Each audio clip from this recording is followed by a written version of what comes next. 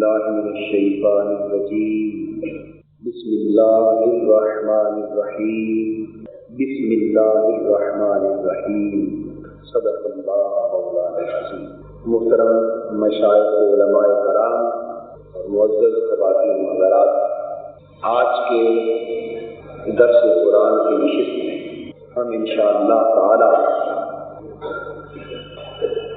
بسم اللہ الرحمن الرحیم، جسے اصطلاح شریعت میں تسمیہ کے نام سے تعبیر کیا جاتا ہے، کہ فلسفے اور حکمت کے کچھ پہلوؤں پر روشنی ڈالے.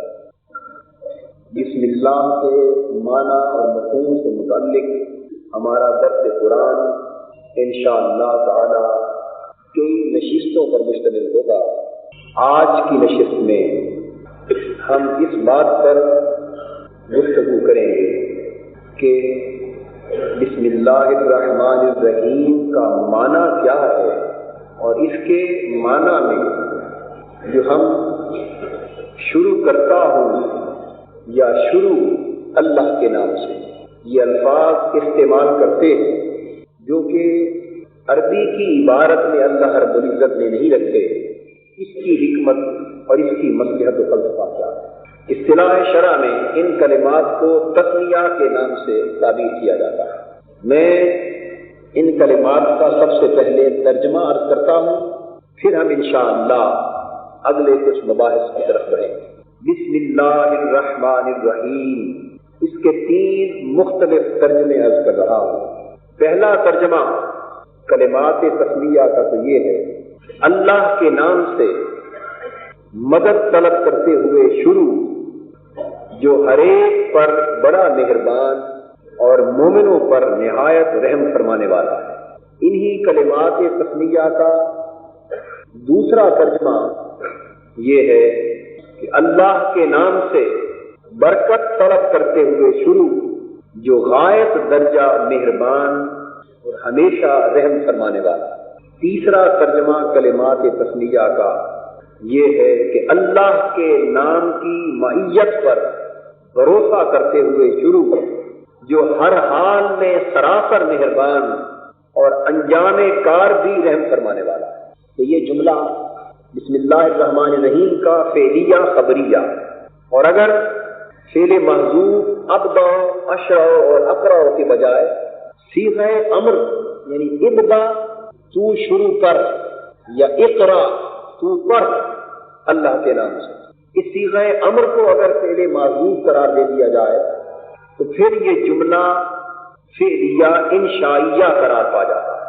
یہ 2 ترکیبیں تو وہ ہیں جو عام طور پر ہمارے اہل علم کے ہاں متداول اور مربط ہیں، لیکن میں ایک تیسری ترکیب کی طرف آپ کی توجہ مبذول کرا رہا ہوں، اور وہ یہ ہے کہ اگر فعل محذوف پر توجہ کرنے کی بجائے زیادہ دھیان حرف با کی حکمت اور معنویت پر کیا جائے کہ جو بسم اللہ کی پہلی بے ہے، اس بے کا معنی کیا ہے، اس کی افادیت کیا ہے، اور یہ کس کس مقصد اور مفہوم کے لیے یہاں استعمال کیا گیا ہے یہ حرف با.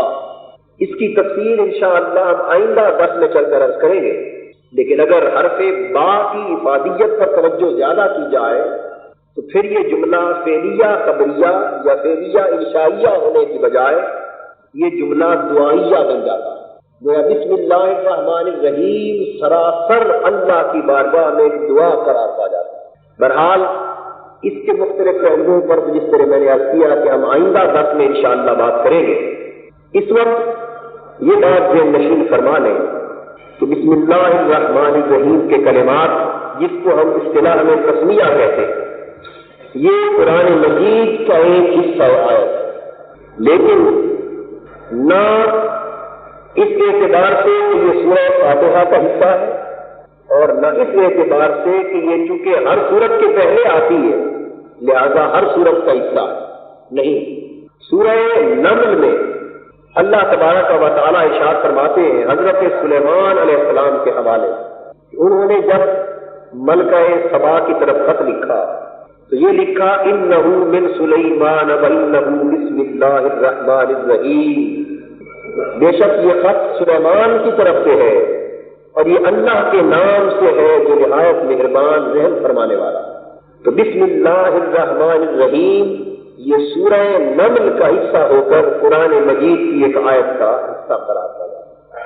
امام شافعی کے نزدیک بسم اللہ سورہ فاتحہ کا ایک حصہ اور سورہ فاتحہ کی آیت، جبکہ بعض دیگر ائمہ اور صحابہ اور تابعین کے نزدیک چونکہ یہ ہر سورت سے پہلے آتی ہے لہذا ان کے نزدیک یہ ہر سورت کا حصہ ہے، لیکن جمہور ائمہ اور صحابہ اور تابعین کے ہاں جن میں امام اعظم ابو حنیفہ، امام مالک، امام سفیان ثوری، امام احمد بن حنبل، امام اوزاعی وغیرہ شامل، ان کے نزدیک بسم اللہ الرحمن الرحیم نہ تو سورہ فاتحہ کا حصہ ہے اور نہ ہر سورت کا حصہ ہے۔ یہ قرآن کا حصہ سورہ نمل میں ہونے کے سبب سے تو ضرور ہے، لیکن دوسری سورتوں سے پہلے جو بسم اللہ کو لایا گیا ہے اس کا سبب دراصل دو صورتوں میں فرق اور امتیاز پیدا کرنا ہے، دو صورتوں میں انفصال پیدا کرنا ہے، اور پھر تیمم اور تبرکاً اس بسم اللہ کو ہر سورت کی تلاوت سے پہلے وارد کیا گیا۔ حضرت عبداللہ ابن عباس رضی اللہ تعالیٰ عنہ سے مروی ہے کہ مسلمان جب کوئی سورت پڑھتے تھے تو بسم اللہ کے آنے سے پہلے یہ پتہ نہیں چلتا تھا کہ پچھلی سورت کہاں ختم ہوئی اور دوسری سورت کہاں سے شروع ہوئی، لہذا یہ حکم دیا گیا کہ ہر نئی سورت شروع ہونے سے پہلے بسم اللہ کو پڑھا جائے تاکہ بسم اللہ کی قرأت سے یہ پتہ چل جائے کہ پچھلی سورت یہاں پر ختم ہو گئی اور اگلی سورت کا یہاں سے آغاز ہو گیا۔ تو یہ حکمت ہے بسم اللہ کو ہر سورت کے پہلے لگانے۔ اب نبی اکرم صلی اللہ تعالی علیہ وآلہ وسلم کا معمول بھی یہ بتاتا ہے کہ بسم اللہ سورہ فاتحہ کا حصہ نہیں ہے، چونکہ صحیح بخاری اور صحیح مسلم میں حضرت انس بن مالک رضی اللہ تعالیٰ عنہ سے روایت ہے کہ حضور علیہ الصلوۃ والسلام سیدنا صدیق اکبر اور سیدنا عمر رضی اللہ تعالیٰ عنہما جب نماز پڑھتے تو جہری قرأت کا آغاز الحمدللہ رب العالمین سے کرتے تھے، بسم اللہ الرحمن الرحیم سے نہیں کرتے۔ اسی طرح ابو وائل رضی اللہ تعالیٰ عنہ سے صحیح سند کے ساتھ یہ بھی مروی ہے کہ حضور نماز میں اعوذ باللہ اور بسم اللہ کے کلمات کو آہستہ پڑھتے اور جہری نمازوں میں الحمدللہ رب العالمین سے قرأت کا آغاز۔ جب سورہ بسم اللہ نمل میں سورہ بسم اللہ نازل نہ ہوئی تھی اس وقت مکی زندگی کے اوائل میں بسم اللہ کے آ جانے پر بھی بسم اللہ کو بآواز بلند نماز میں پڑھا جاتا تھا، لیکن کافروں کے طعنہ کی وجہ سے کہ ان کے ہاں مسلمہ کا لقب بھی الرحمن تھا، نبی اکرم صلی اللہ علیہ وآلہ وسلم نے بعد میں بسم اللہ کو آہستہ پڑھنے کا حکم دے دیا۔ چنانچہ حضور کی وفات تک پھر عمر بھر حضور علیہ الصلوۃ والسلام بسم اللہ کو نماز میں آہستہ دل میں کرتے رہے اور الحمد اور دیگر سورت کو جہر کے ساتھ پڑھتے رہے۔ بسم اللہ الرحمن الرحیم کا حکم صرف نبی اکرم صلی اللہ تعالی علیہ وآلہ وسلم کی وساطت سے بصورت قرآن ہی انسانیت کو نہ دیا گیا، بلکہ ہر اچھے کام کو اللہ کے نام سے شروع کرنا یہ تعلیم تاریخ انسانیت کے آغاز سے ہی اللہ رب العزت نے دی۔ قرآن مجید حضرت نوح علیہ السلام کے حوالے سے بیان کرتا ہے، یہ بسم اللہ کا تاریخی منظر اب رہا ہے۔ بسم اللہ پڑھنے کا تصور تاریخی اعتبار سے کب سے شروع ہوا؟ جب حضرت نوح علیہ السلام نے کشتی بنائی اور اپنے امتیوں کو، اہل ایمان کو اس میں سوار ہونے کا حکم دیا، اس وقت ارشاد ہوا قال اركبوا فيها بسم اللہ مجریہا ومرساہا ان ربی لغفور رحیم۔ انہوں نے کہا کہ اس میں سوار ہو جاؤ اللہ ہی کے نام سے، اس کا چلنا ہے اور اس کا ٹھہرنا ہے، بے شک میرا رب بخشنے والا اور رحم فرمانے والا۔ تو گویا کشتی کے چلنے کا کام، اس پر سوار ہونے کا کام اور کشتی کے ٹھہرنے کا کام، ہر شعر کو قرآن مجید نے حضرت نوح علیہ السلام کے حوالے سے یہ بیان کیا کہ یہ ان کی تعلیم تھی کہ اللہ کے نام سے کشتی پر قدم رکھا جائے۔ اسی طرح جیسا کہ میں نے عرض کیا کہ حضرت سلیمان علیہ السلام نے بھی ملکہ سبا کو بسم اللہ کے کلمات کے ساتھ اپنا خط تحریر فرمایا. پھر حضرت عیسیٰ علیہ السلام کے دور میں بھی بسم اللہ کی برکت کا پتہ چلتا ہے. تفسیر کبیر میں امام فخر الدین رازی رحمۃ اللہ علیہ روایت کرتے کہ حضرت عیسیٰ علیہ السلام ایک روز ایک شخص کی قبر کے پاس سے گزرے اور آپ نے دیکھا کہ عذاب قبر کے فرشتے اس صاحب قبر کو عذاب دے رہے ہیں. آپ نے کشف کی صورت میں خود ملاحظہ فرمایا کہ صاحب قبر کو عذاب ہو رہا ہے. آپ گزر گئے. کچھ دنوں کے بعد دوسری مرتبہ آپ کا گزر پھر اسی قبر سے ہوا. اب آپ نے پھر مشاہدہ فرمایا کہ اس صاحب قبر سے نہ صرف عذاب قبر اٹھا لیا گیا بلکہ فرشتے اس پر نور کے طلب پیش کر رہے. حضرت عیسیٰ علیہ السلام بہت متعجب ہوئے کہ عذاب ثواب میں بدل گیا. کیا وجہ؟ آپ نے جا کر نماز پڑھی اور اللہ رب العزت کی بارگاہ میں کشف حال کی دعا کی. عرض کیا کہ باری تعالیٰ مجھ پر حقیقت حال منتشر فرما دے کہ کیوں عذاب کو ختم کر کے اسے قابل بنا دیا گیا کہ فرشتے نور کے سبق پیش کر رہے. اس پر اللہ تبارک و تعالیٰ نے حضرت عیسیٰ علیہ السلام پر وحی فرمایا اور فرمایا کہ عیسیٰ یہ درست ہے کہ یہ بندہ اپنے اعمال کے سبب سے جس دن سے مرا اسی دن سے میرے عذاب میں مبتلا تھا. لیکن عذاب ختم کرنے کا سبب یہ ہوا کہ جب اس کی موت واقع ہوئی تھی تو اس کی بیوی حاملہ تھی. کچھ دنوں کے بعد اس کا بچہ پیدا ہو گیا جو اس مرنے والے کا بیٹا تھا. اس بچے کو دینی تعلیم کے لیے استاد کے پاس بٹھا دیا. اس معلم نے اس بچے کو بسم اللہ الرحمن الرحیم سکھائی. جب وہ چھوٹا سا معصوم بچہ بسم اللہ سیکھ گیا اور اس نے بسم اللہ الرحمن الرحیم کو پڑھنا شروع کیا تو میرے لکھا مجھے اپنی عزت کی قسم مجھے حیا آ گیا.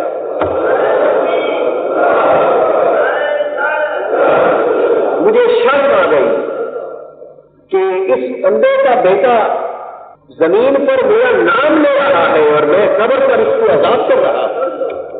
لہذا اس کے بچے اور میں نے تسمیہ کی برکت سے میری رحمت نے یہ گوارا کیا کہ میں اس کی نفرت کر دوں. عذاب بھی مؤخر کر دیا اور نور کے اخلاق بھی عطا کر. حاضرین محترم، اس واقعہ کو دو پہلو کھل کر ہمارے سامنے آ جاتے. ایک تو فی نفس ہی کلمات تسمیہ کی برکت کہ اللہ کا نام لینے میں فی نفس ہی کیا برکت ہے. کتنے فوائد ہیں، کتنے ثمرات ہیں، کتنے روحانی فیوزات ہیں. اس عزت والے کی عزت کی قسم ہم صبح و شام اس کا نام بے دھیانی میں لے جاتے ہیں. کبھی اس کا نام دھیان کے ساتھ لینا شروع کر دیں تو اتنے فیوزات کی بارشیں عطا ہو کہ ہم تصور بھی نہ کر سکتے. تو بسم اللہ پڑھنے کی بے پناہ برکتیں اور بے پناہ روحانی عبادیت ہے. لہذا جب کبھی بسم اللہ پڑھیں طہارت کے ساتھ تو زبان پر اس رحمت والے اللہ کا نام ہو اور دل میں اس کا بیان ہو. اور پھر اللہ کے فضل سے اس بسم اللہ کی بے پناہ برکتوں کا مشاہدہ آپ اپنی زندگی میں کریں. اور دوسری حکمت جو ہمارے سامنے آتی وہ یہ ہے کہ اس میں والدین کے لیے بہت بڑی نصیحت اور عبرت کا سامان پوشیدہ ہے کہ اے والدین اپنے بچوں کو دین کی تعلیم کی راہ پر لگانا. اس میں صرف انہی کی بھلائی کا راز مضمر نہیں بلکہ تمہیں خبر نہیں کہ تمہاری اپنی بخشش و مغفرت کا راز بھی مضمر ہے. سو جو والدین اپنے بچوں کو اللہ کا نام سکھاتے، اللہ کے نام کی تلقین کرتے، خدا کی راہ پر چلنے اور گامزن ہونے کا سبق دیتے، ان بچوں کی نیک تربیت اور تعلیم کی برکت سے اللہ رب العزت قبر اور آخرت میں ان کے اپنے گناہوں پر بھی قلم و قسم زور دیتا ہے.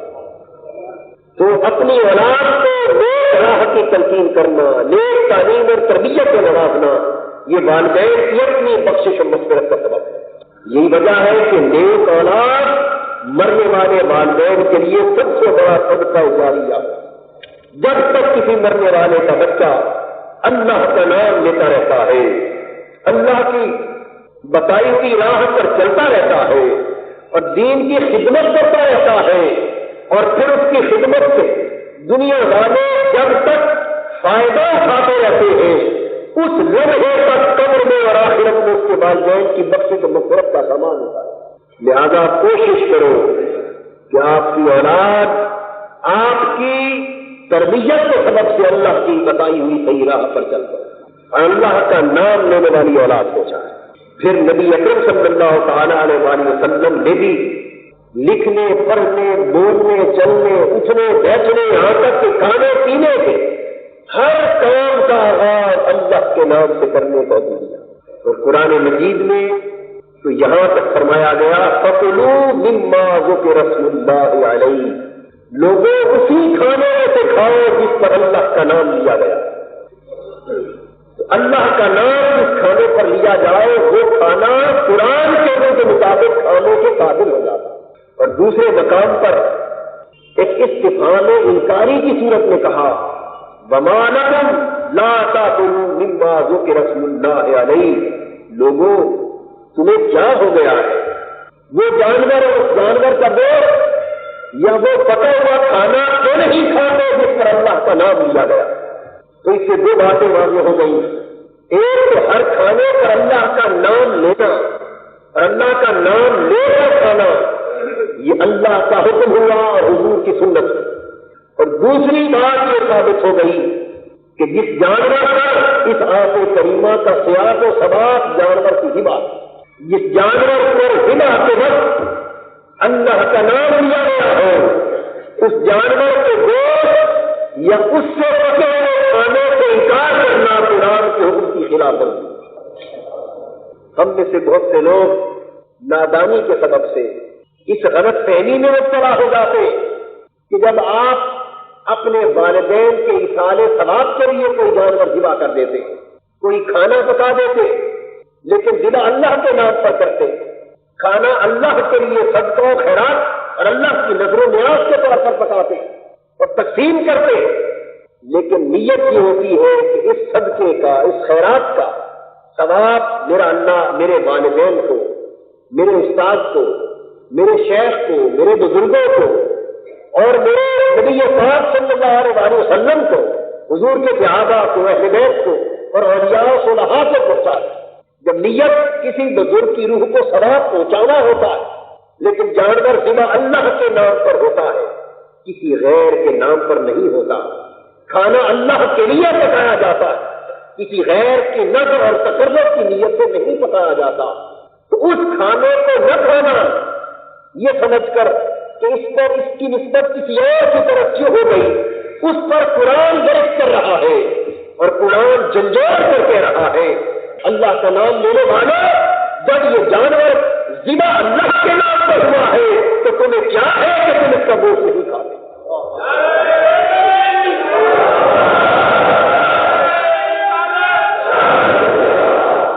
اور جب پکانے والے نے اللہ کے نام پر پکایا اور اللہ کا نام لیا ہے تو پھر تمہیں کیا ہے کہ تم اس کے ناجائز ہونے کی بات کرتے ہو؟ تو قرآن مجید نے یہ کہہ دیا کہ اللہ کا نام آ جائے تو وہ شے برکت ہو جائے، اور اللہ کا نام نہ لیا جائے تو وہ کام بھی ادھورا ہو جاتا ہے اور کھانا بھی برکت ہو جاتا ہے۔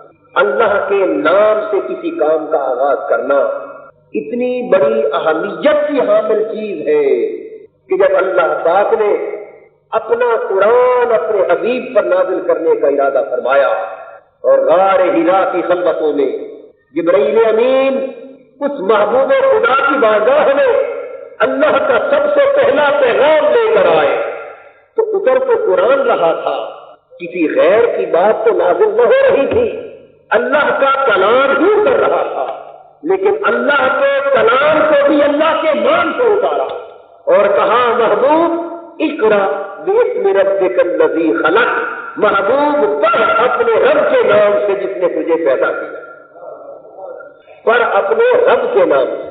تو اتارنے والے نے اپنا کلام اپنے نام سے اتارا، کا اقرا باسم ربک الذی، بھی بسم اللہ کا جوہر ہے، یہ آیت بسم اللہ کا جوہر ہے، تو خدا نے اپنا کلام بھی اپنے نام کے حوالے سے اتارا، تو قرآن کا آغاز بھی بسم اللہ سے ہوا۔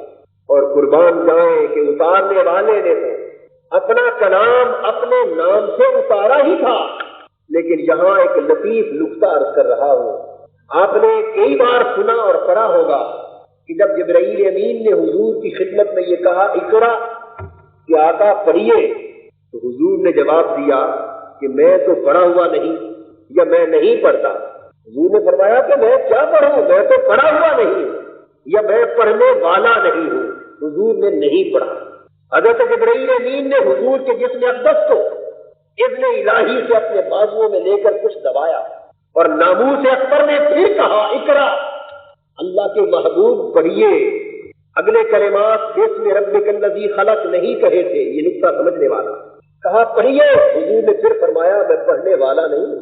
تیسری مرتبہ پھر یہ ہوا، حضور نے اقرا پر جواب یہی دیا کہ میں پڑھنے والا نہیں، اس لیے کہ اقرا اگر پڑھتے تو لفظ اقرا کے اندر تو اللہ کا نام نہ تھا، اور حضور وحی الہی سے اپنی زبان کا آغاز بھی اللہ کے نام پر کرنا چاہتے ہیں۔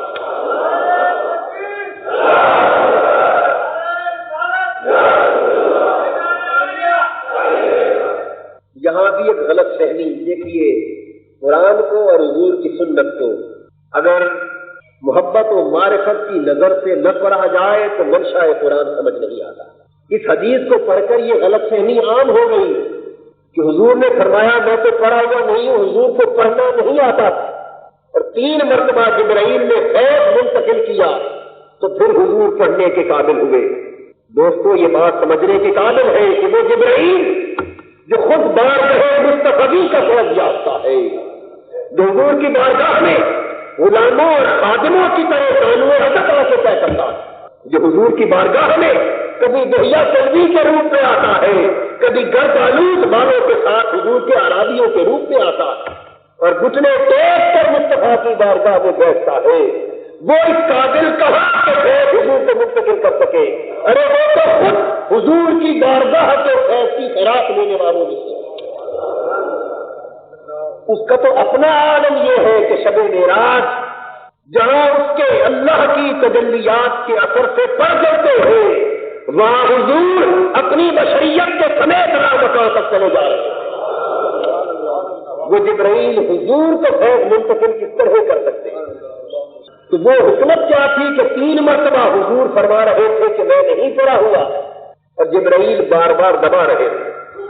حکمت یہ تھی کہ حضور علیہ الصلوۃ والسلام سیدنا جبرائیل امین پر یہ امر منکشف کرنا چاہتے تھے کہ جبرائیل تو مجھے کہتا ہے اقرا، اور اقرا کا معنی ہے پڑھ، تو خالی لفظ اقرا میں میرے محبوب کا نام تو نہیں آتا۔ یہ میری پہلی باری ہے، میری زبان کھل رہی ہے محبوب حقیقی کے کلام سے، اور زبان بھی کھولوں اور محبوب کا نام بھی نہ آئے تو یہ مزہ تو نہ آیا۔ اس لیے حضور جواب دیتے رہے۔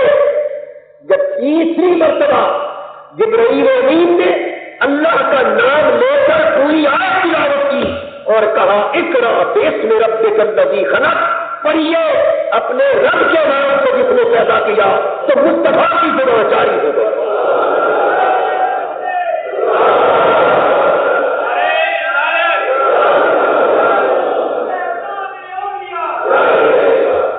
تو حضور کی زبان کا جاری ہونا منحصر تھا بلکہ منتظر تھا خدا کے نام کا، کہ نام جاری ہو، زبان جاری ہو تو خدا کے نام۔ تو کتنے عجیب حکمتوں کی باتیں کہ قرآن اترتا ہے تو وہ بھی خدا کے نام سے، اور زبان مصطفیٰ جاری ہوتی ہے تو وہ بھی خدا کے نام۔ اس سے بڑھ کر بسم اللہ کی برکت اور اس کی اہمیت و افادیت کا اندازہ کیا ہو۔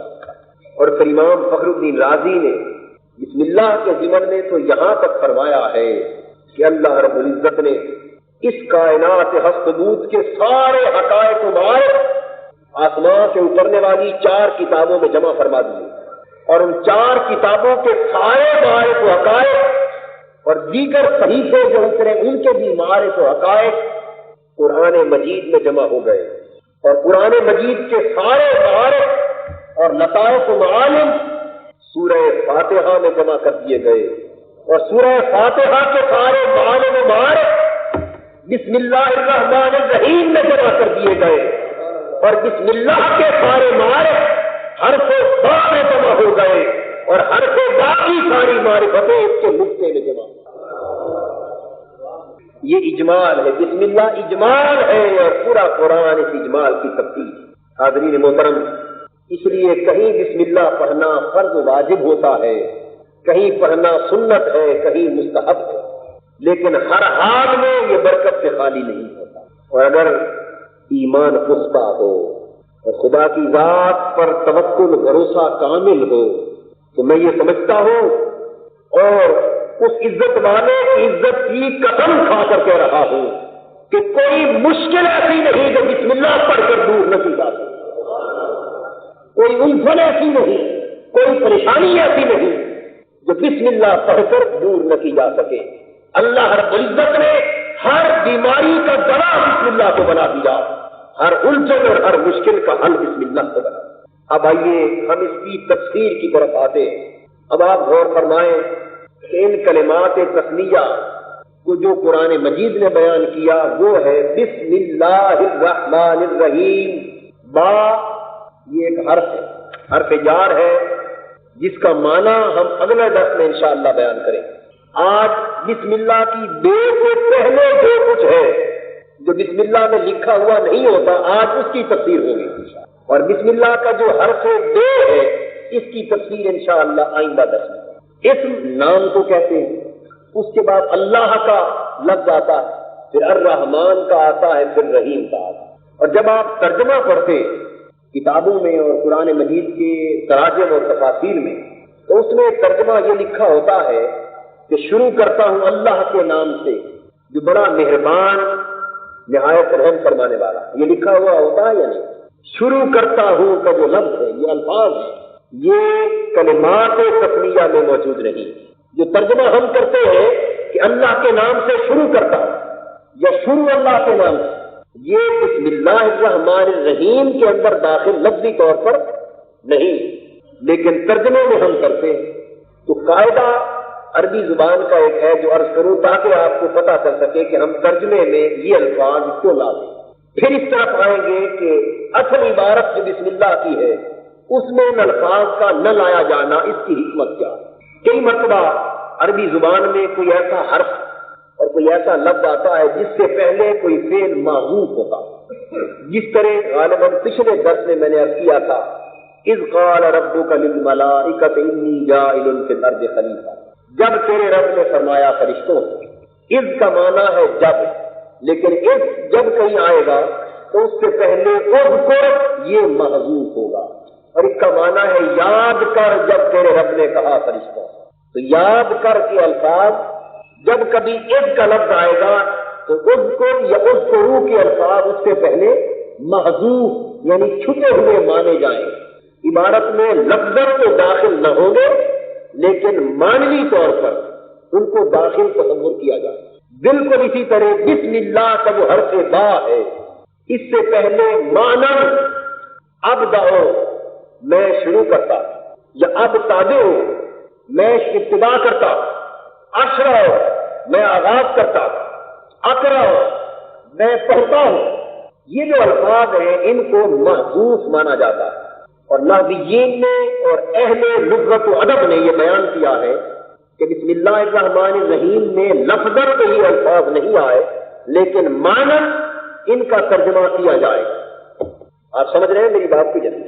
معنن یہ کہا جائے گا کہ میں شروع کرتا ہوں اللہ کے نام، تب جا کر فکر مکمل ہوتا ہے. اب سوال یہ پیدا ہوتا ہے کہ اللہ رب العزت نے اگر ان کلمات کو معنن داخل کرنا تھا تو خود بسم اللہ الرحمن الرحیم نے لفظاً ان کلمات کو داخل نہ کرنے کی حکمت کیا تھی. حاضرین محترم، یہ بات بڑی پتے کی اور بڑی توجہ کے ساتھ سننے اور سمجھنے سے تعلق رکھتی ہے.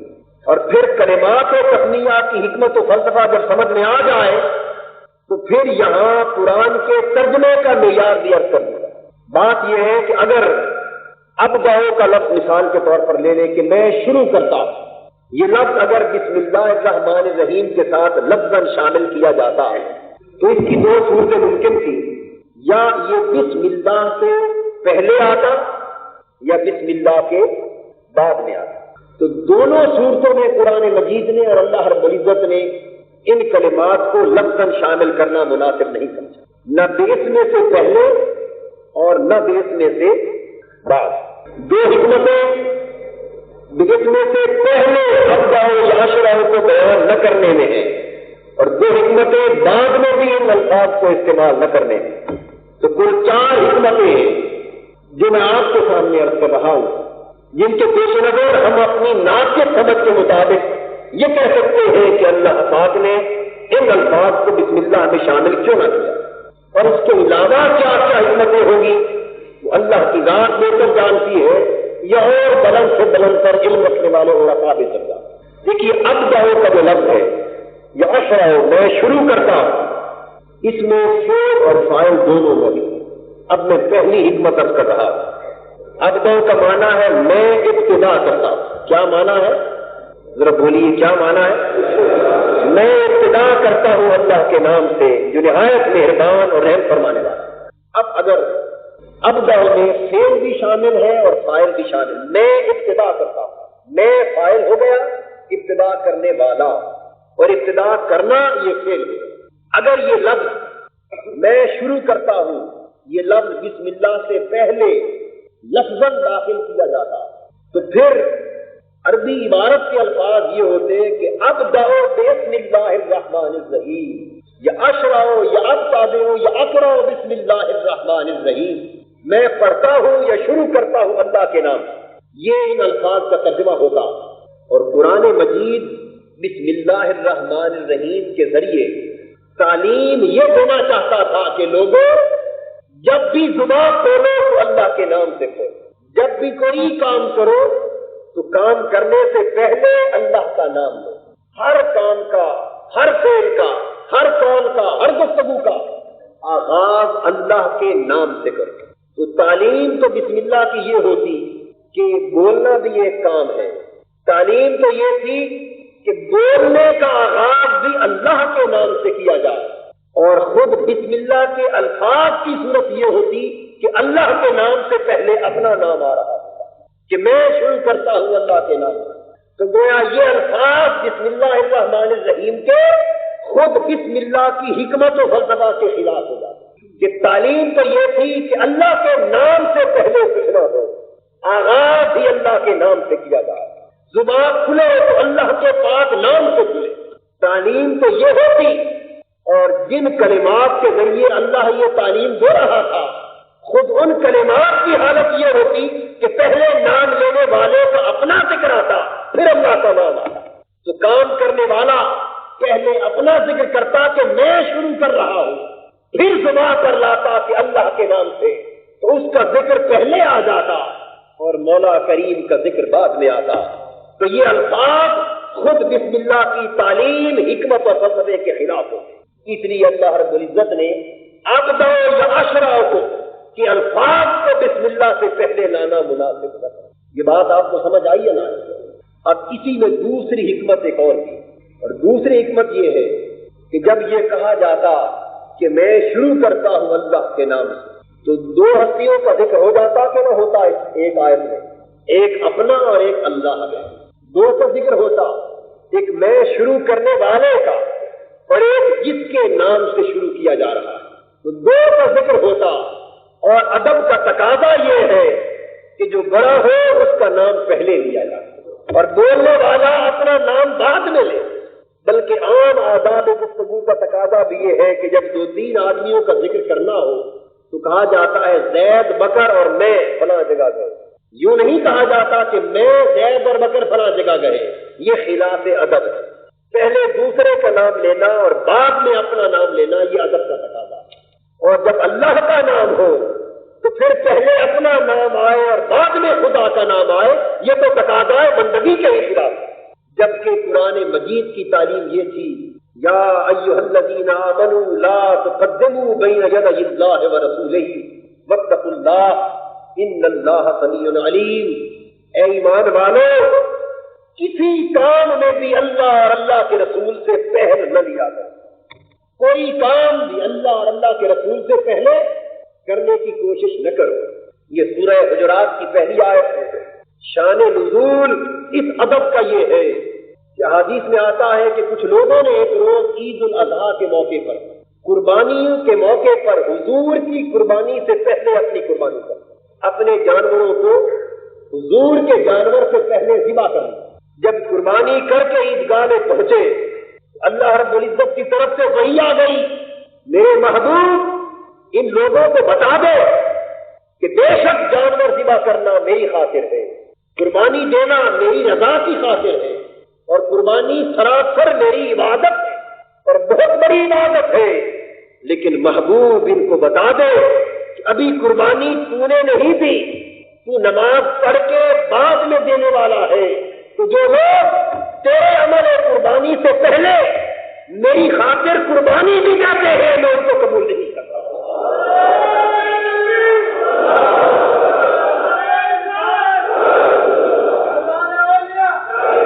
انہیں بتا دو کہ میں اپنی عبادت میں بھی تجھ پر تقدم کو گوارا نہیں کرتا، کوئی قربانی بھی دے، میری عبادت بھی کرے، میری رضا پر خون بھی بہائے، تو محبوب تیرے خون بہانے کے عمل سے بعد میں، اس لیے کہ ان کا عمل میں قبول ہی تیرے عمل کی برکت سے کرتا ہوں۔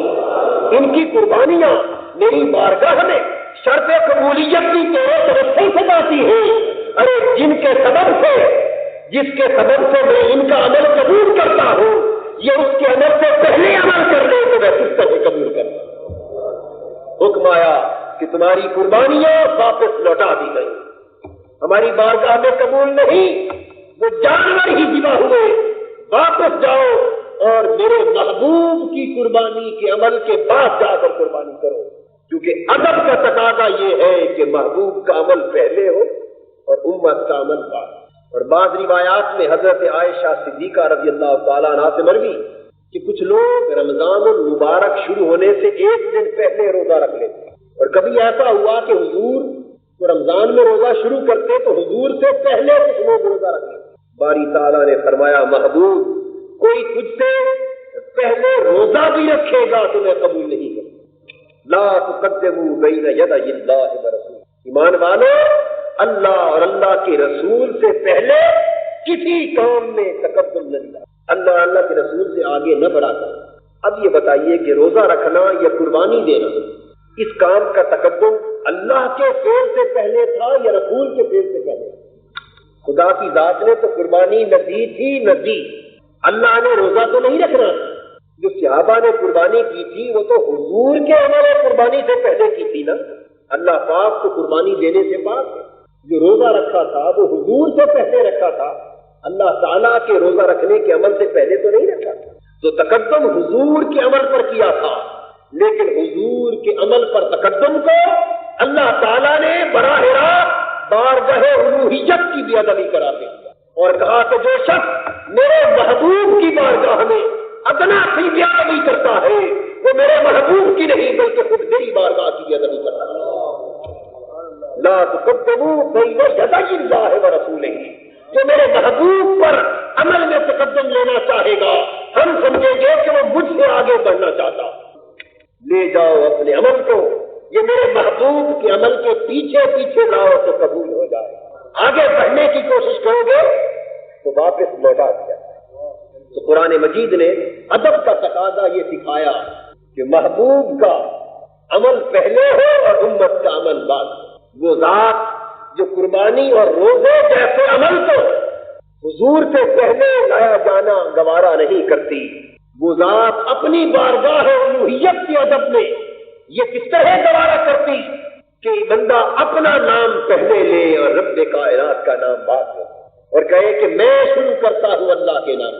نہیں، فرمایا بندے جب اللہ کا نام آنے والا ہے تو پہلے اسی کا نام آنا چاہیے اور ہر کام کا آغاز اسی کے نام سے ہونا چاہیے۔ تو قرآن مجید کی تعلیم جو بسم اللہ الرحمن الرحیم کے کلمات اور ترکیب کی صورت سے ہمیں ملتی، اس سے یہ پتہ چلا کہ بسم اللہ الرحمن الرحیم کے الفاظ میں حکمت اور فلسفہ ہی یہ مضمر ہے کہ سب سے پہلا لفظ ہی اللہ کے نام کا، اس سے پہلے کوئی لفظ زبان اور قلم پر نہ آئے۔ اس حوالے سے کہ جو بسم اللہ الرحمن الرحیم کے اصل حکمت اور اس کی تعلیم کا اصل نچوڑ ہے اس کے حوالے سے میں اب آپ کو بغیر کسی حمایت اور بغیر کسی عصبیت کے خدا گواہ ہے غیر جانبدارانہ تجزیے کی بات عرض کر رہا ہوں. وہ حکمت و فلسفہ جو مجھے اس قرآن پاک کی آیت تسمیہ میں بسم اللہ الرحمن الرحیم میں جو ادب نظر آیا، تو جب ترجمہ کیا جائے تو بہتر ترجمہ، شاندار ترجمہ اور معیاری ترجمہ اسی کو قرار دیا جائے گا کہ ترجمے میں بھی اسی ادب کو محفوظ رکھا جائے جو اصل ادب قرآن کی آیت میں. جب مختلف ترجموں پر نظر ڈالی اور آپ جا کر پڑھ سکتے تو کم و بیش ہر ترجمہ اس طرح نظر آیا کہ میں شروع کرتا ہوں اللہ کے نام سے. ارے جس میں کو اللہ نے پہلے لانا گوارا نہ کیا تھا، ہم نے اس میں کو ترجمے میں پہلے رکھی.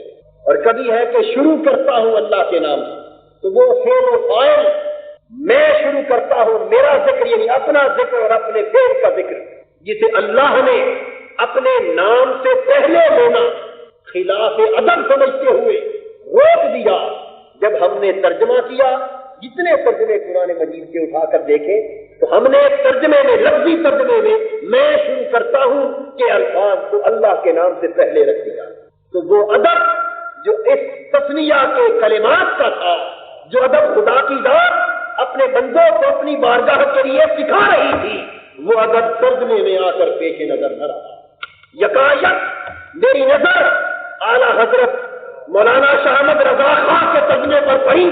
خدا کی قسم میری روح مچل اٹھی، میرے اوپر میرے رونگٹے کھڑے ہو گئے اور جس میں لرزے کی کیفیت طاری ہو گئی اور بے ساختہ زبان پہ آیا کہ باری تعالیٰ تو نے اس مرد عارف کو اپنے قرآن کے ادب کی کیا حکمت عطا کی تھی کہ ترجموں کی پوری دنیا میں ہر کسی نے میں شروع کرتا ہوں تو تیرے نام پر مقدم رکھا، لیکن جب اعلیٰ حضرت ترجمہ کرنے پر آئے تو انہوں نے قرآن کے ادب کو اپنے ترجمے میں منتقل کر دیا اور ترجمہ بھی یہ کیا بسم اللہ الرحمن الرحیم. اس عبارت میں بھی اللہ کا نام پہلے تھا اور اعلیٰ حضرت کے ترجمے کو بھی یہاں سے شروع کیا کہ اللہ کے نام سے شروع جو مہربان رحم کرنے والا ہے.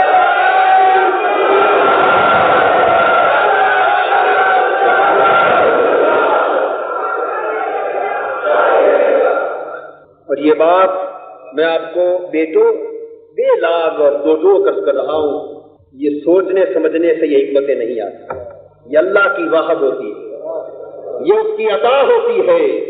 جس کے سینے کو اسلام اور قرآن کے لیے کھول دیا جاتا ہے اسی پر یہ معرفت آشکار ہے. ورنہ کتنے مترجم گزرے، کتنے مفسر گزرے، کتنے لکھنے والے آئے، کسی کا دھیان اس ادب کی طرف نہ گیا جو بسم اللہ کے کلمات کے ذریعے دکھایا جا رہا ہے.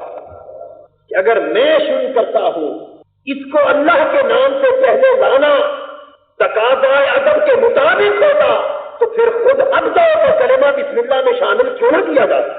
جب اس کلام والے نے شروع کرتا ہوں کا کلمہ پہلے لانا گوارا نہیں کیا تو اس کا مطلب یہ ہے کہ وہ اپنے نام سے پہلے میں کو گوارا نہیں کرتا. تو سارے مترجمین صحبن بے ادبی نہیں تھی، اور ان ترجموں کو غلط بھی میں نہیں کہہ رہا، گستاخی اور بے ادبی سے بھی تعبیر نہیں کر رہا، اس لیے کہ صحبن توجہ نہیں گئی.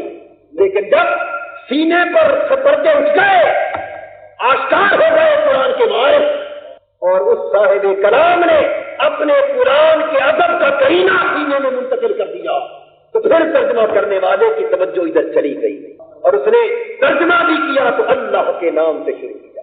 اور اس دنیا ترجمہ میں اعلیٰ حضرت کی شخصیت منفرد اور ممتاز نظر آتی ہے. یہ قرآن مجید کے ترجمے کا آغاز یہیں سے خبر ہو جاتی ہے کہ اس مرد حق کو الوہیت اور رسالت کی بارگاہوں کے ادب کا کتنا پاس ہے.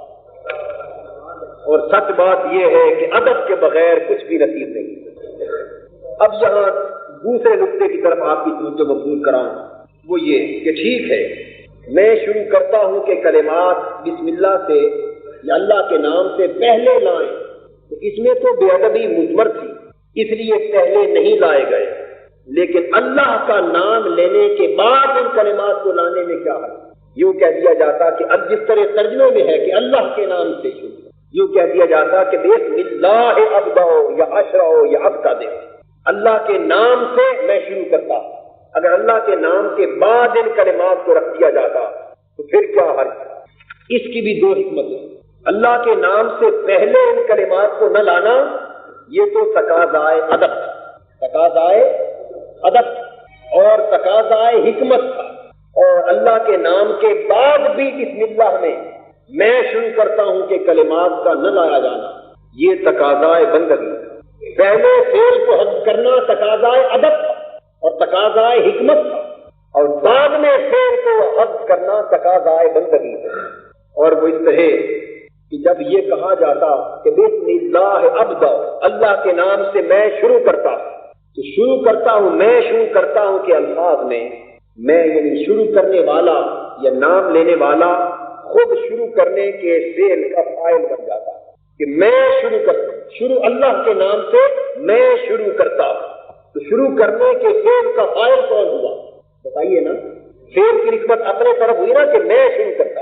یا اللہ کے نام سے میں پڑھتا ہوں تو پڑھنے کے فعل کی نسبت میں والے کی طرف یعنی خود اپنی طرف ہوئی یا نہ ہوئی؟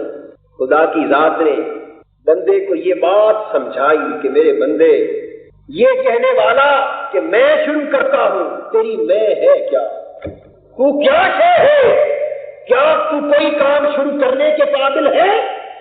اگر وہ توفیق نہ دے تو تو کب شروع کر سکتا؟ وہ توفیق نہ دے تو تو کب پڑھ سکتا؟ کسی فعل کی نسبت تیری طرف کیا معنی رکھتی؟ کل من عند اللہ، کہتے سب کچھ اسی کی طرف سے ہے، سب کچھ اللہ کی طرف سے ہے.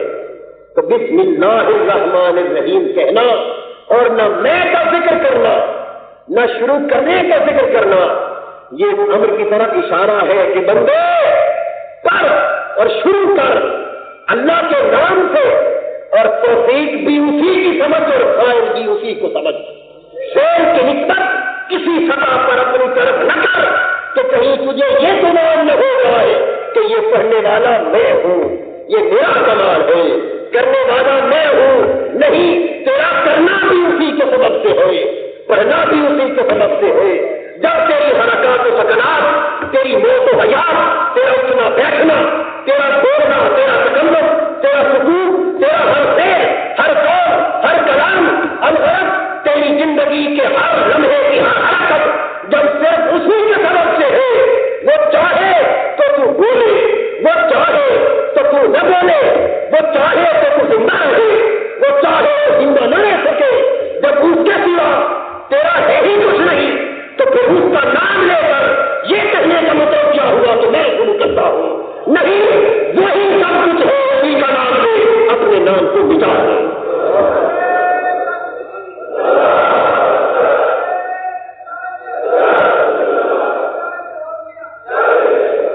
کیونکہ ہر کام میں قوت و ہمت اور توفیق کا مبدا بھی خدا ہے، سرچشمہ بھی خدا ہے، مصدر بھی وہی ہے، مرجع بھی وہی ہے.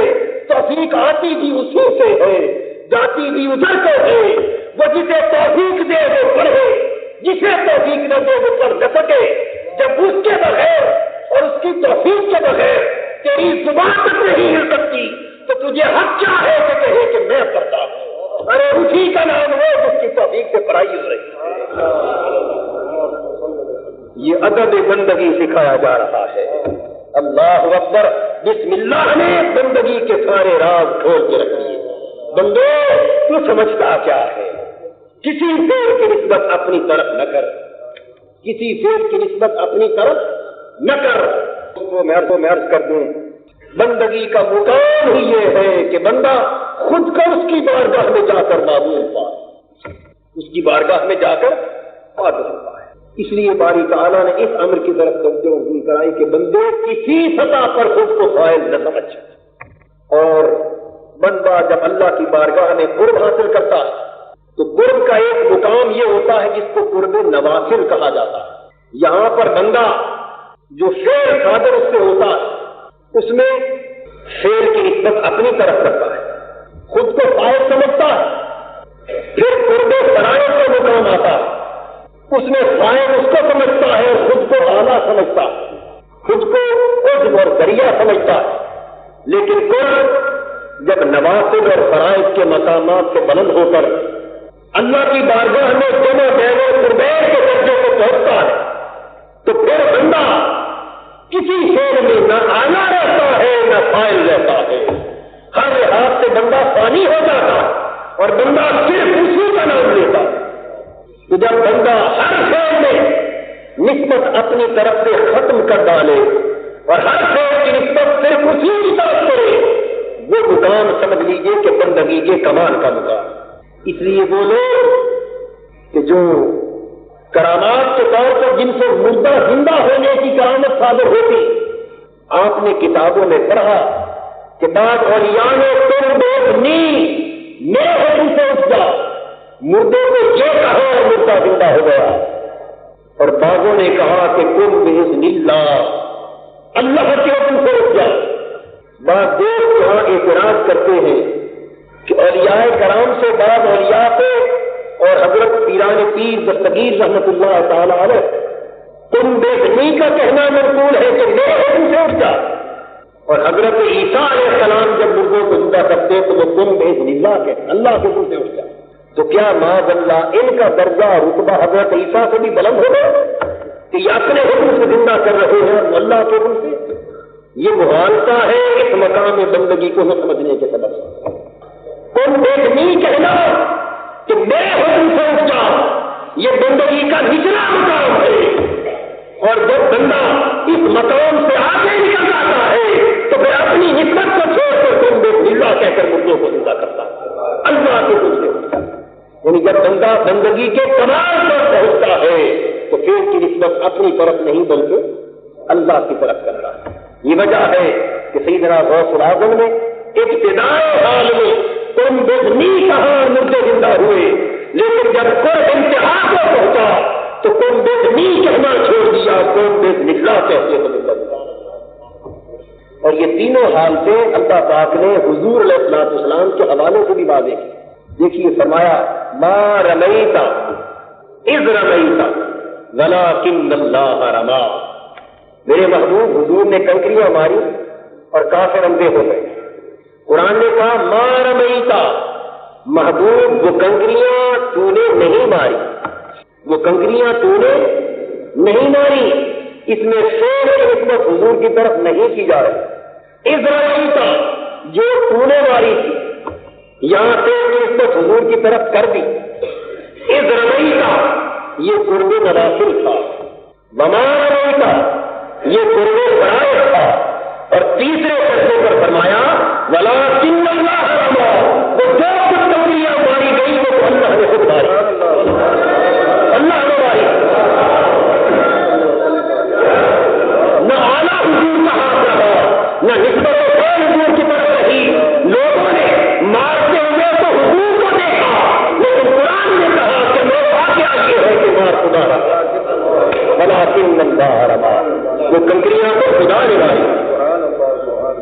آپ نے اور فرمایا جہاں بندگی اپنے کمال کو پہنچتی ہے تو وہاں شیر کی نسبت بندے کی طرف نہیں رہتی۔ اس لیے بڑے بڑے اولیاء کرام جب کوئی تصرف کرنے کو ہوتے اور اپنا حال چھپاتے تو ادب بندگی کی خاطر بسم اللہ الرحمن الرحیم کہہ کر تصرف کرتے، تاکہ تصرف بھی ہو اس کی نسبت اپنی طرف سے نہیں بلکہ اللہ کی طرف۔ یہ تقاضا ہے بندگی، تقاضا ہے بندگی۔ تو اس لیے فرمایا کہ بندے جب اللہ کا نام لے لیا تو پھر اس کہنے کا مطلب کیا کہ میں شروع کرتا ہوں؟ نہیں، اللہ کا نام صرف نام لینے کی حد تک نہ لے، ایسا لے تو پھر ہر شے اسی کی طرف سے ہونے پر بھروسہ بھی ہو جائے۔ اگر اللہ کا نام سے شروع کرتا ہو یہ بھی کہے اور میں کی بات بھی کرتا رہے، ارے جب تک تیری میں ختم نہیں ہوتی اللہ کے نام میں تو پھر اس کا نام تو نام صرف زبان سے لیتا ہے، اور اگر تیری میں اس کے نام میں ختم ہو جائے تو وہ نام تیری زبان پر نہیں بلکہ تیرے من میں اتر جائے۔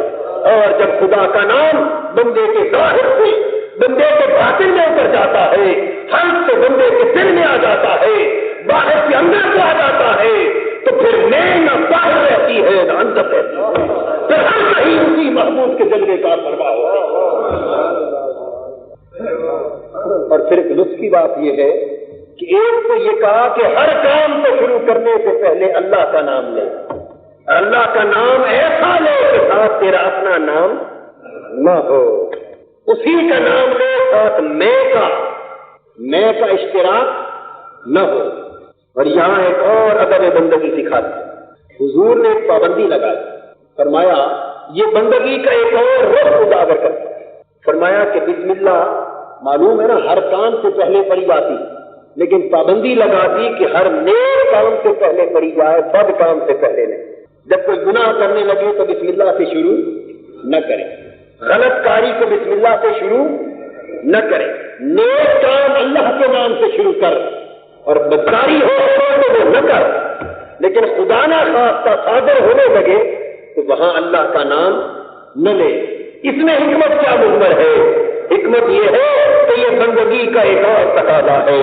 قرآن نے کہا کل من عند اللہ، میرے محبوب کہہ دے کہ سب کچھ اسی کی طرف سے ہوتا ہے، ہر کام کی توفیق وہیں سے ملتی ہے، ہر کوئی کی قوت و ہمت وہیں سے عطا ہوتی، ہر سب کچھ اسی کی طرف سے۔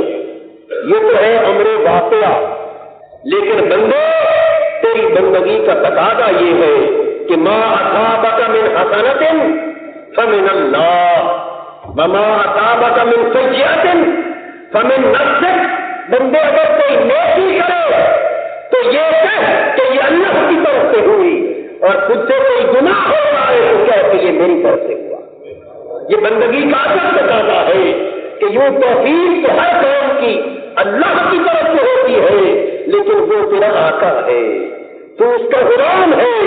جب کوئی نیکی کرے تو یہ گمان نہ کر کہ اس نیکی میں میرا دخل تھا، نیکی ہو تو یہ کہہ کہ یہ اس کی طرف سے ہوئی، اور اگر گناہ کر بیٹھے تو یہ کبھی نہ چھوڑ کہ گناہ کی توفیق اس نے دی تھی، بلکہ گناہ ہو تو یہ کہہ کہ یہ میرے نفس کی بدبختی ہے، یہ میرے اپنی طرف سے ہے۔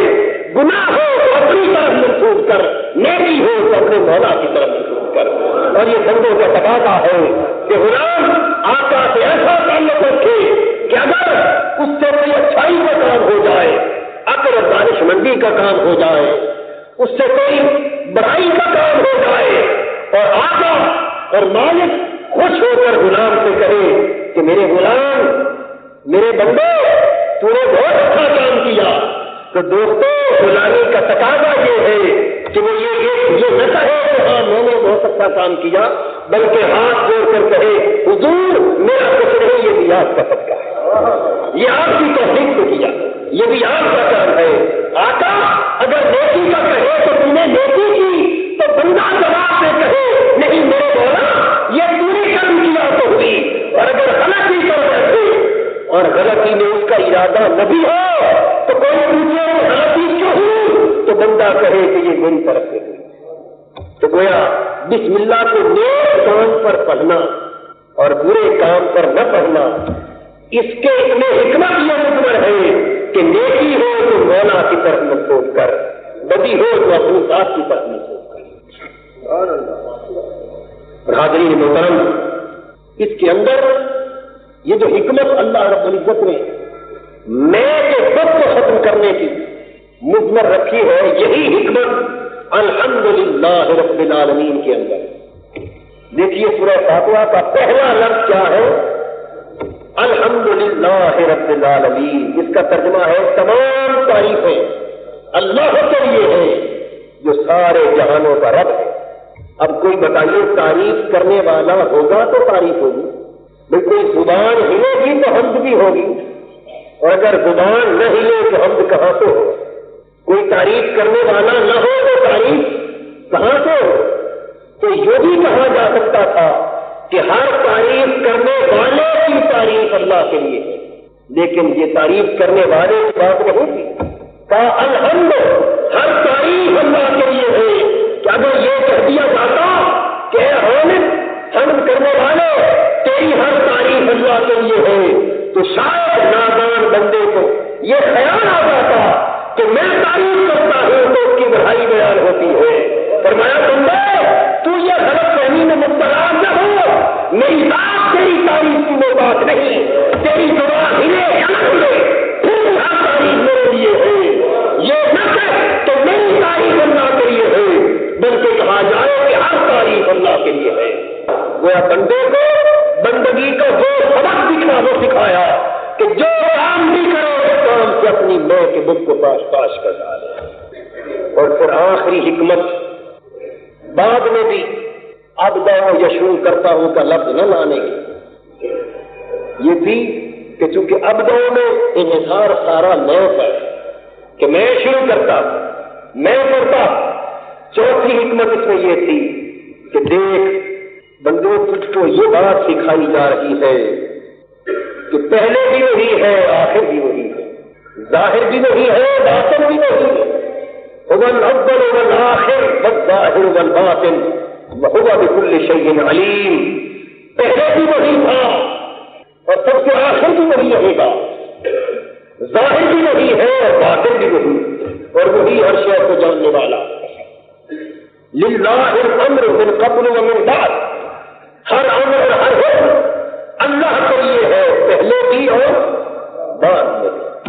اور فرمایا لا الہ الا ہوا کل شیء خالق الا وجہہ، اس کے سوا کوئی موجود نہیں، اس کے سوا کوئی موجود حقیقی نہیں، صرف وہی رہنے والا ہے، اس کے سوا ہر شے ہلاک ہونے والی۔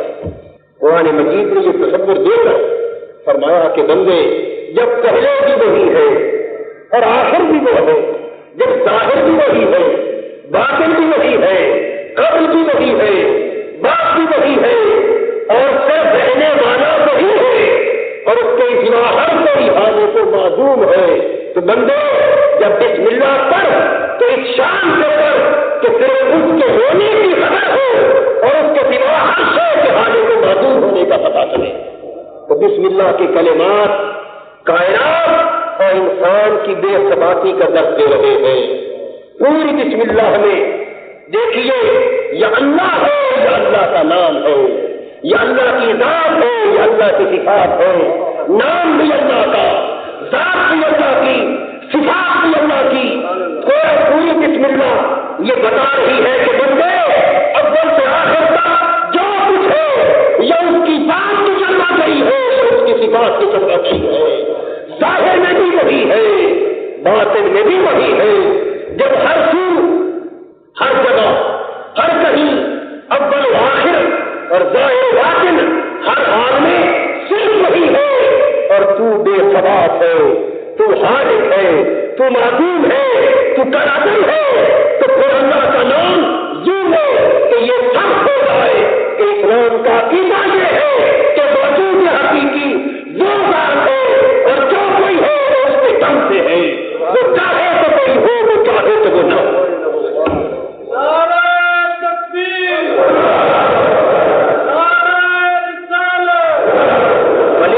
المشرق والمغرب فإنما تولوا فثم وجه اللہ، مشرق بھی اللہ کے لیے ہے اور مغرب بھی اللہ کے لیے ہے، اور لوگوں جدھر نظر اٹھا کرو حکمت وہی نظر آتا ہے۔ جہاں میں آ کر ادھر ادھر دیکھا تو بھی آیا نظر ادھر دیکھا، اینما تولوا فثم وجه اللہ، کرا تیری چرا در پیچتا دی کیوں پیدر تو تیرے نکاہی، تلاش خودکنی جز خود نبینی، تلاش خودکنی جز ہو گیا تھی۔ اقبال کہتے ہیں کہ بندے کیوں پریشان ہے، کیوں مضطرب ہے، کسے تلاش کرتا ہے؟ حقیقت یہ ہے کہ وہ تو آشکار ہے، تیری اپنی حقیقت تیری نظروں سے اوپر ہے۔ اگر تو اس کو تلاش کرنے کے لیے اس کو باہر سمجھ کر اسے تلاش کرنے کے لیے نکلے گا تو ہر قدم پر خود کو پائے گا، اور اگر اسے باہر نہ سمجھے اور خود کو تلاش کرنے کے لیے نکلے تو ہر قدم پر اسی کو پائے گا۔ اس لیے حضرت بایزید بستانی کہتے ہیں کہ پہلے یہ حال تھا کہ جب اس کی تلاش میں نکلتے تھے تو ہر بار خود کو پاتے تھے، اب 20 سال سے یہ حالت ہے کہ خود کو تلاش کرتے ہیں تو ہر جگہ اسی کو پاتے ہیں۔ اور یہ شیخ بایزید حج کرنے کے لیے مکہ پہنچے، حرم کعبہ میں آئے اور کعبہ نظر آیا، اللہ کا شکر تو ادا کیا لیکن اپنی حالت پر مایوس لوٹ آئے اور کہا کہ میں صرف کعبے کے نام پر دیواریں تو دیکھنے نہ آیا تھا، کچھ اور دیکھنے کے لیے آیا۔ لوٹ آئے، سمجھا کہ مجھ میں کمی ہے، ابھی مجھ میں کمی، پھر محنت کی، پھر مشقت کی، پھر میں کو مارا۔ ارے اس میں کی بات کرتا ہوں جس میں کو ہم پالتے رہتے ہیں، ہم علم حاصل کرتے ہیں تو وہ بھی میں کو پالنے کے لیے، عمل کرتے ہیں تو میں کو پالنے کے لیے، دولت حاصل کرتے ہیں تو میں کو پالنے کے لیے، ارے نیکی کرتے ہیں تو میں کو پالنے کے لیے، کسی کی مدد کرتے ہیں تو میں کو پالنے کے لیے، اور اللہ سے پاتا ہے تو بندے یہی میں ہر آدمی کی چاہے اس بدھ کو توڑ دے تو پھر تجھے وہ نظر آ جائے۔ شیخ باجدید دوبارہ گئے تو خوش ہو گئے دیکھ کر کہ کعبہ بھی نظر آیا، کعبے والا بھی نظر آیا، خوش ہو گئے۔ لیکن پھر خیال آیا کہ ابھی میں کی شمولیت ہو، ابھی میں کی شمولیت، اس کے ساتھ اس کا خیر بھی نظر آ رہا ہے۔ پھر لوٹ آئے، پھر محنت کی، پھر مشقت کی، مجاہدہ اور مراقبہ کیا، اور ریاضت کے بعد تیسری مرتبہ گئے تو حرم کعبہ میں کھڑے تھے، جدھر دیکھ کے کعبے والا نظر آتا، کعبے کی دیواریں بھی نظر نہ آتی، پھر سمجھے کہ اب مقام بندگی کو پا لیا۔ ارے بسم اللہ الرحمن الرحیم اسی ادب کو سکھانے کے لیے آئی کہ بندے میں تو اس طرح سکھا کہ جدھر سے کسی کی ذات و صفات نظر آئے، کبھی دیر تو اس کی ذات کے جلوے ہو، کہیں اس کی صفات کے جلوے ہو، ظاہر میں چاہتے تو وہ نظر آئے، باطن میں چاہتے تو وہ نظر آئے، اول دیکھے تو وہی نظر آئے، آخر دیکھے تو وہی نظر آئے۔ تو جب بندہ ہر سور ہر کڑی ہر بات اسی کو دیکھتا ہے اور اسی کو پاتا ہے اور خود کو معدوم پاتا ہے، خود کو حالت پاتا ہے، خود کو بے قرار پاتا ہے تو بسم اللہ کی حکمت پوری ہو جاتی ہے۔ اس لیے نہ پہلے میں کو آنے دیا، نہ اللہ کے نام کے بعد میں کو آنے دیا۔ تو بسم اللہ کا فلسفہ یہ تھا کہ میں کو بچایا جائے، اگر میں پہلے آ جائے تو ادب کے خلاف ہے، اگر میں بعد میں آ جائے تو بندگی کے خلاف ہے۔ دوستو اس پیمانے پر پھر میں نے ترجمہ قرآن کو پرکھا، جس ترجمے کو دیکھا یہی تھا اکثر طور پر کہ شروع کرتا ہوں یا میں شروع کرتا ہوں، یا میں کا لفظ صراحتاً تھا، یا ہوں کی صورت میں میں کا معنی موجود تھا۔ کوئی ترجمہ اول سے آخر تک میں سے خالی نظر نہ آیا، لیکن پھر اسی مرتبہ میں ان کا ترجمہ دیکھا شاہ احمد رضا خان کا، تو انہوں نے اول سے بھی میں کو مٹا دیا، بعد سے بھی میں کو مٹا دیا۔ انہوں نے ترجمہ کیا کہ اللہ کے نام سے شروع جو بھی ہونے والا ہے، شروع کی بات کی، فعل کی بات کی، فعل کرنے والے کی بات نہیں، تاکہ اول بھی شروع اسی سے ہو اور آخر بھی شروع اسی سے ہو۔